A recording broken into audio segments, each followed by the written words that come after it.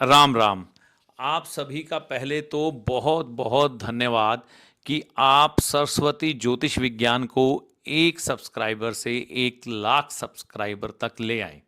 तो मेरी जिम्मेवारी आज से और बढ़ जाती है कि आपके आपके परिवार और समाज के कल्याण के लिए मेरे प्रयत्न और ज़्यादा प्रभावशाली हो, जिससे कि आपके जीवन में सुधार हो सके।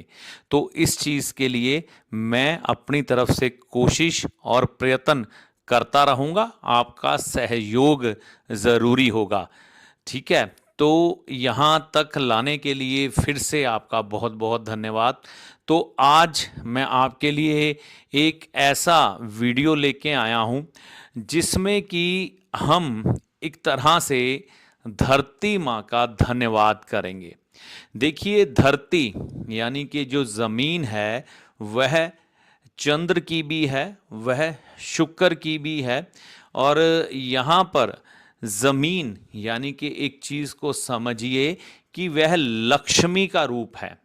यानी कि जो भी हमें इस धरती पर रहने के लिए चाहिए, ठीक है ना, सुई से लेकर जहाज तक, वो कहीं आसमान से नहीं उतरा है। पहली ये बात अपने दिमाग में बिठा लें। उतरा है कुछ आसमान से? नहीं उतरा ना।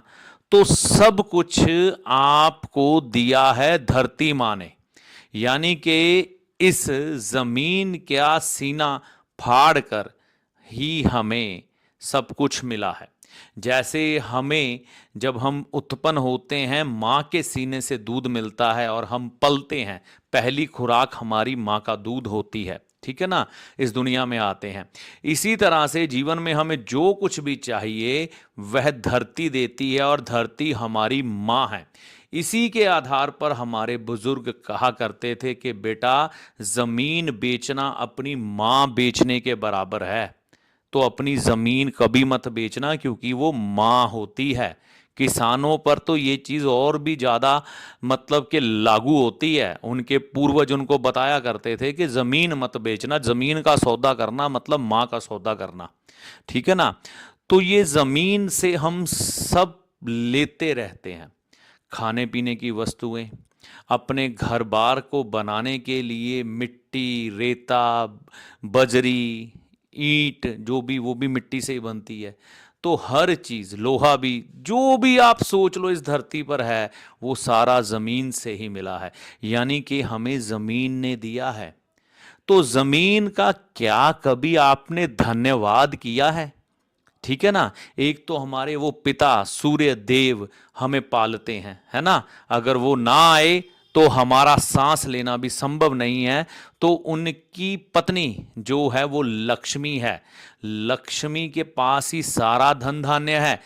तो जो भूमि है वो लक्ष्मी यानी कि शुक्र भी है। और वो शुक्र के बाद जब माँ बन जाती है तो वो चंद्र भी है। तो उसी के माध्यम से हम पलते हैं। तो हमने कभी धन्यवाद नहीं किया, उल्टा अपनी लक्ष्मी यानी कि शुक्र और अपनी माँ यानी कि चंद्र से लिया ही लिया है, दिया कुछ नहीं है। तो एक बात समझिए कि जब हम अपनी माँ से सिर्फ लेते ही रहते हैं, तो क्या माँ कभी कहती है मैं तुम्हें कुछ नहीं दूंगी? देती रहती है। हाँ, किसी की ग्रह चाल बहुत खराब है तो माएँ कई बार ऐसी भी होती हैं जो अपनी संतान की तरफ इतना ध्यान नहीं देती। अमूमन तौर पर माँ अपने शिशुओं को, अपने बच्चों को देती है। बच्चे चाहे उसके एवज में उसे कुछ दें या ना दें, पहली बात का सिद्धांत तो ये समझें। ठीक है। उसके बाद अगर हम अपनी माँ को कुछ दे ही देते हैं, मान लीजिए हमने कुछ अपनी माँ को भेंट कर दिया, पैसा ही कर दिया, 2 लाख रुपए अपनी माँ को दे दिया, ठीक है। तो माँ क्या करती है? वो उस पैसे से क्या ऐश करती है? नहीं करती। आप अपनी माँ की तरफ नज़र दौड़ाएं, हो सकता है आपके साथ भी बैठी हो आपकी माता जी। अगर आपने अपनी माता जी को कुछ दिया तो क्या वो 2 लाख रुपए से उन्होंने ऐश उड़ाई?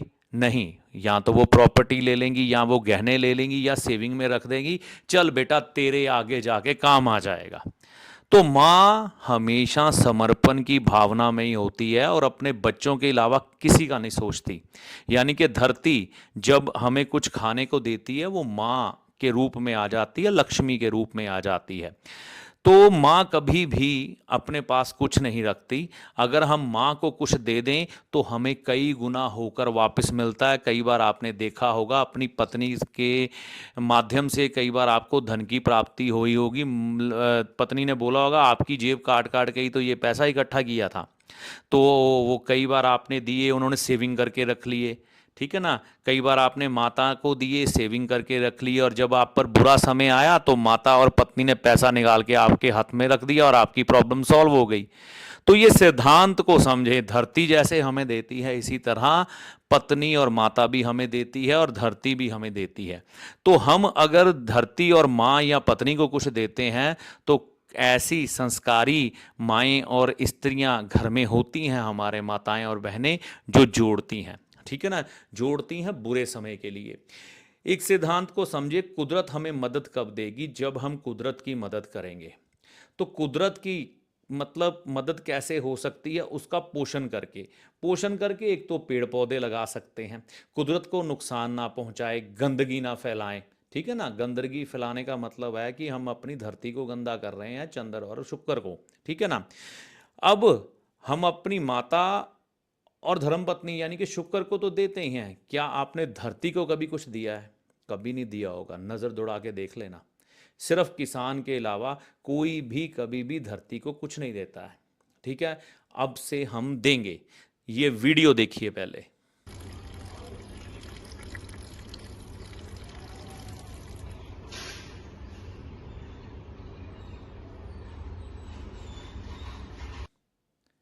देखिए इस वीडियो पर कच्ची जमीन में मैंने, ठीक है ना, क्या किया है? दूध अर्पण किया है। तो दूध कच्ची जमीन पर अर्पण करने से वो सारा दूध धरती के अंदर समा जाएगा मिट्टी में, और जो चंद्र और शुक्र की धरती है वह उससे पोषित होगी। मतलब कि एक सम्मान की भावना से हम दूध भगवान शिव पर भी चढ़ाते हैं, किसी देवी देवता के आगे दूध से बनी मिठाई या दूध अर्पण करते हैं। ठीक है ना। और दूध हमेशा समृद्धि का घोतक माना गया है। दूध से दही, मलाई, पनीर और मक्खन, देसी घी तक बनता है। तो ये समृद्धि का घोतक होता है। तो जब हम धरती माँ को दूध अर्पण करते हैं तो ये धरती माँ अपने पास नहीं रखती, ये आज नहीं तो कल आपको वापस देगी। जैसे माँ और पत्नी वापस देती है ना, जो भी उसके पास हो जुड़ा हुआ वो आपका ही है, इसी तरह से ये भी देगी, धरती माँ भी देगी। तो वो आपको दे सकती है या आपके बच्चों को। कुदरत कभी अपने पास कुछ नहीं रखती, ये याद रखिएगा।